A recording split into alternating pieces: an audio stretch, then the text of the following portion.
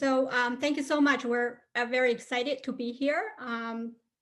This is a great opportunity to kind of share our journey with everybody. I'm Grace Chen, the CEO of LucidAct Health.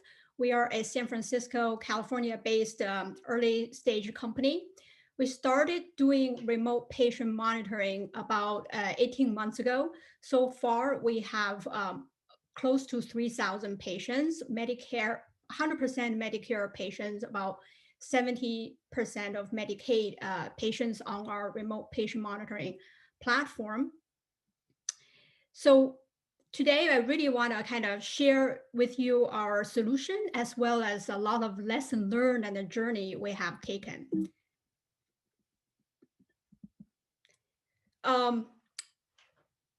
First of all, I really want to share like remote patient monitoring industry, like the physicians have just shared, is really at an inflection point.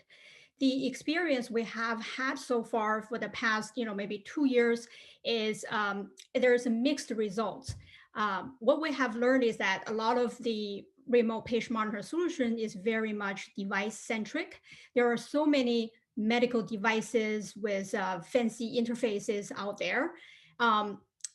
And there is a missing link between the patients and the providers. A lot of times the data are typically just trapped or stuck in the patient's phone. There is no direct link for the physicians to quickly take a look at the data and take actions if something goes wrong. And also, this is the current remote patient monitoring solutions where program is not really part of the provider's workflow.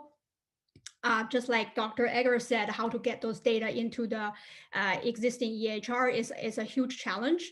So LucidAct came out, our remote patient monitoring from day one when we designed the solution. Our focus is to make the patient experience, patient onboarding extremely simple.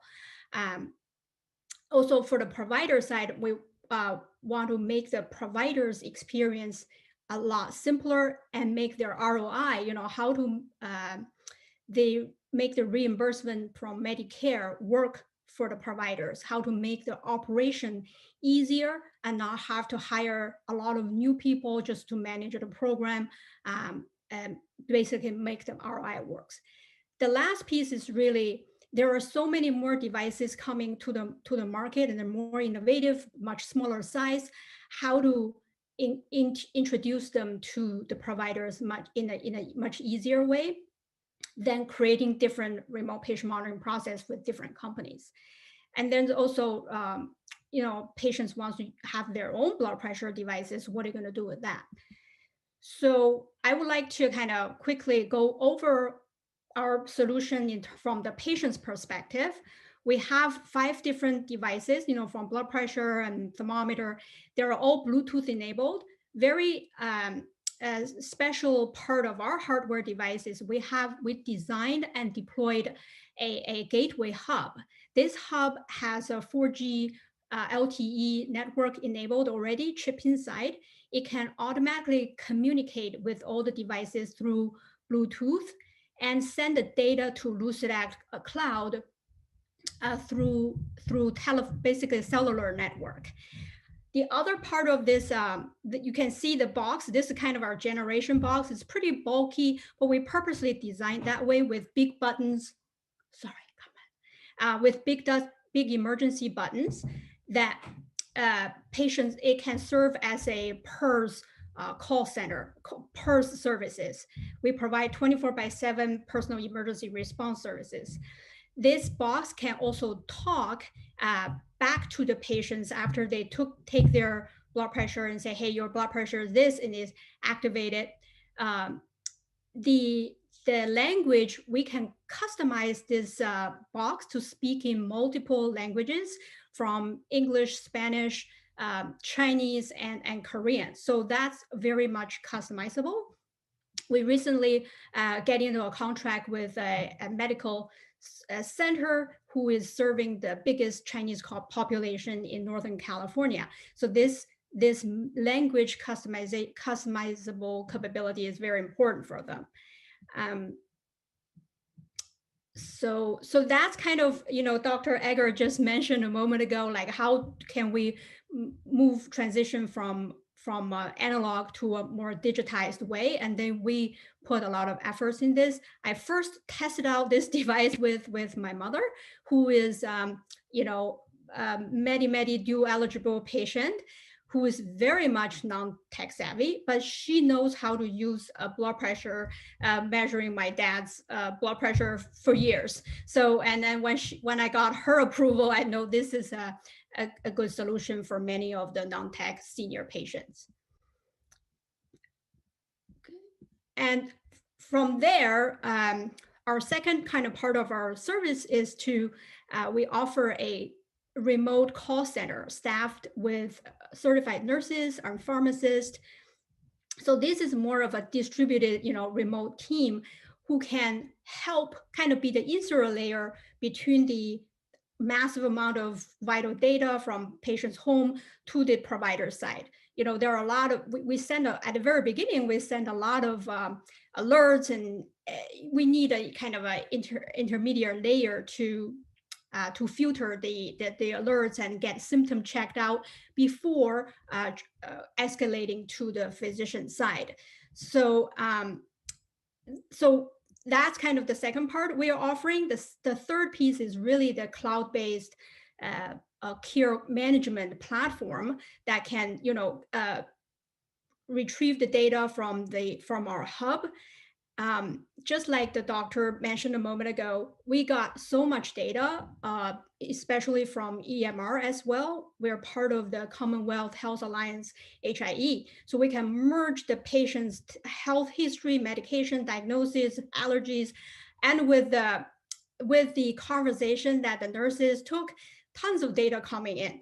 We have created a kind of AI algorithm just to indexing and categorize the patients based on the frequency of the vital data or alerts, as well as whether the data is out of range or not.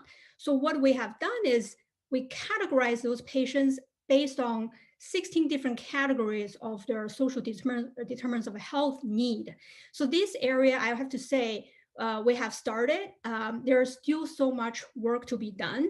Right now, we can create a very effective a patient outreach list for the nurses to outreach more effectively than just responding to out of range alerts. And this just passed during the summer, we created a conversational bot by providing resources. So if patients has issues with housing, COVID testing, food banks are in their neighborhood, in their local resources, we can use the bot to respond to that. So far, we have created that database for California only. So at the moment, we are working with about 46 clinics, close to 3,000 patients. We have observed about 18 to 30% of our patients ended up triaging to the providers, potentially prevented unnecessary hospitalization. So I really want to share one of our patients' testimonial is that they said they have their blood pressure for years, but they want to only use LucidAct blood pressure cuff when they're not feeling well, because there is a nurse will be monitor the data and might call them afterwards. So you can see this is a lot of change management involved. Patients have their own devices. How would the new RPM solutions help them? So we really believe, the future is the home. There is hospital at home, primary care will be at home. Many of the healthcare services will be provided at home, though. So we all started with taking vitals from home. So we really believe this is a huge opportunity in front of us, and we really need to figure out how to make it work both financially and operationally. And technology is not the only solution. So this is our conversation. If this is our contact information, if you would like to talk more with us and see a demo, start a trial, we would be very happy to talk with you. Thank you.